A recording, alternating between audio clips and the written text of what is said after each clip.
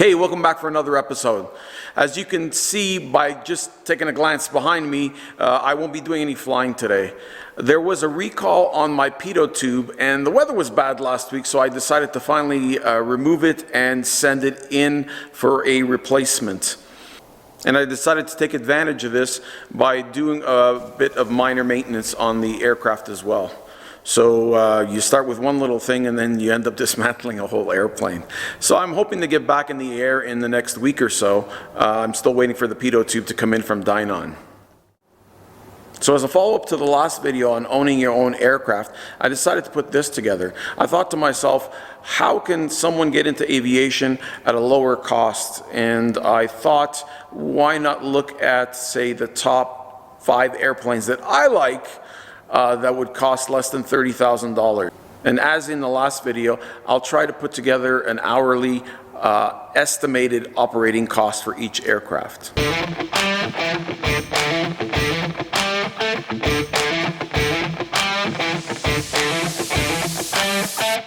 We start our list with the Kitfox line of aircraft, specifically the Kitfox 1, 2, and 3. The price range for one of these have been found for as low as $12,000 for the Kitfox 1 and just shy of $25,000 for the Kitfox 3. Depending on the model purchased, you can expect a cruise speed between 64 and 74 knots and have a useful load of 424 to 590 pounds. Fuel consumption averages 6.5 gallons per hour for the 3 planes. Let's apply the similar type calculations that we did in our last video and estimate that we will have the opportunity to fly 100 hours per year. Our estimated hourly cost? $87 per hour. The great thing about this airplane is that it has a folding wing feature, which could possibly allow you to remove tie-down costs completely by trailering the plane home and storing it in your garage after each flight. Also, as this is an experimental aircraft, you could possibly further reduce costs by doing your own annual inspection. So, if we remove both these costs, it could reduce your overall rate to $53 per hour. Next up on the list is the Piper Tri-Pacer. This plane was produced between 1951 and 1954. The great thing about this plane is that it can seat 4 people. My hangar mate used to own one, and I flew in it quite a few times, and must admit it was a fun plane to fly. When the plane was initially produced, engine power was set at 124 horsepower, but eventually offered with higher rated engines, up to the 160 horsepower Lycoming engine, just before production was stopped in 1954. You could expect a cruise between 110 and 117 knots, while burning between 6 and 8 gallons of fuel per hour. Useful load on this plane is anywhere from 660 pounds to 890 pounds, depending on the version purchased. Looking at the estimated cost per hour chart, we can see that our insurance has decreased slightly and that we must include annual inspection labor costs, given that this is a certified plane. We've also increased overhaul expense as well as our unplanned expense fund, which will bring our total to $104 per hour. And number 3 on our list is the Coupe. This plane was built between 1937 and 1967. You can get into one of these for a cost of anywhere between $17,000 and $28,000.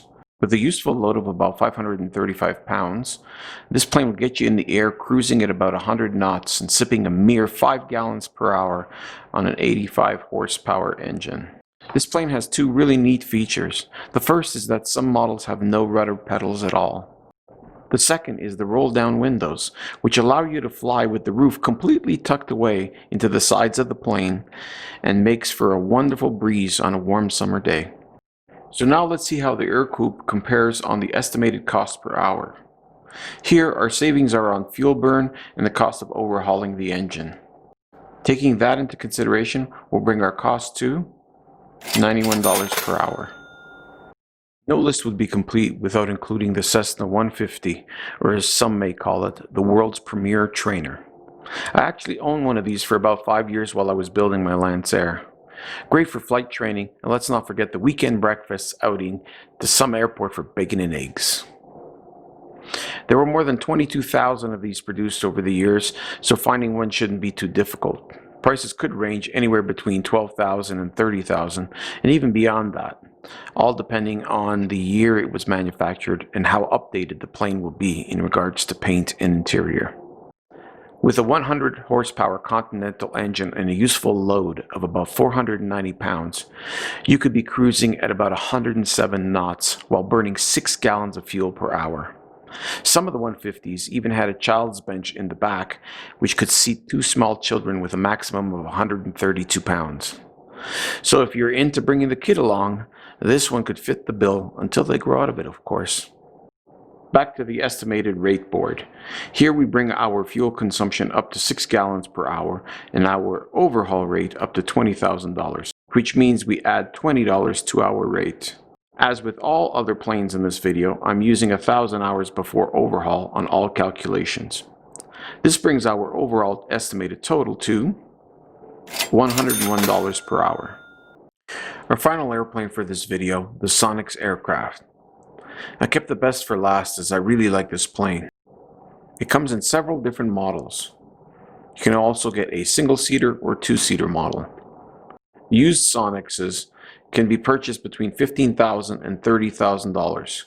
If you fancy brand new and have it in you to build your own plane, you can buy a single-seat 1X for just under $30,000, and that includes the engine. The neat thing about this plane is that you can get them as tail draggers or tricycle gear. You can get a traditional tail as well as a V-tail model. But no matter your choice, know that the wings are removable or foldable. That's right. The 1X single-seat model allows you to fold the wings, put it on a trailer, and store it in your home's garage. The two-seat models allow you to remove the wings within 5 minutes.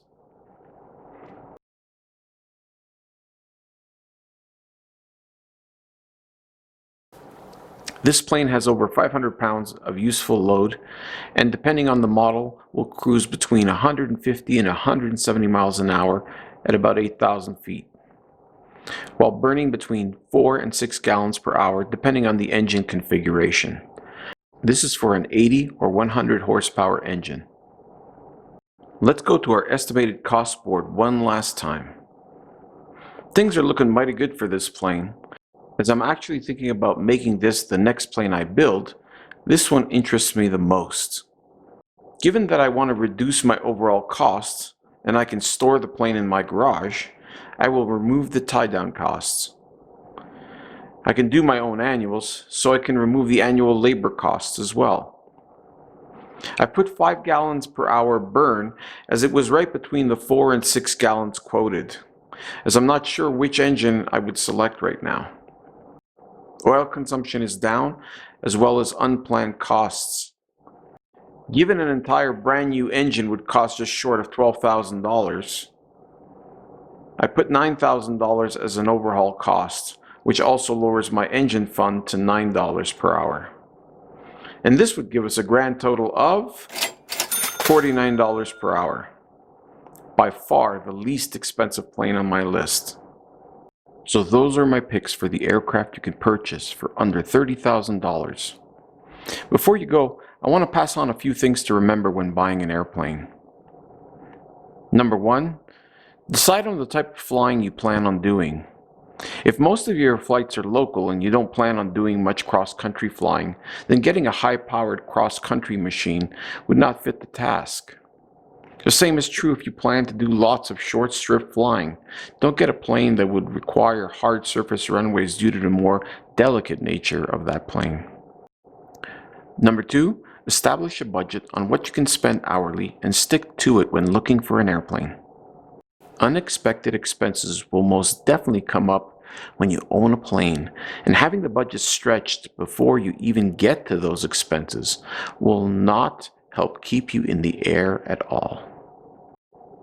Number 3, no knee-jerk purchases. Don't find the plane, walk around it, and buy it just because the paint looks great. After viewing the plane, go home.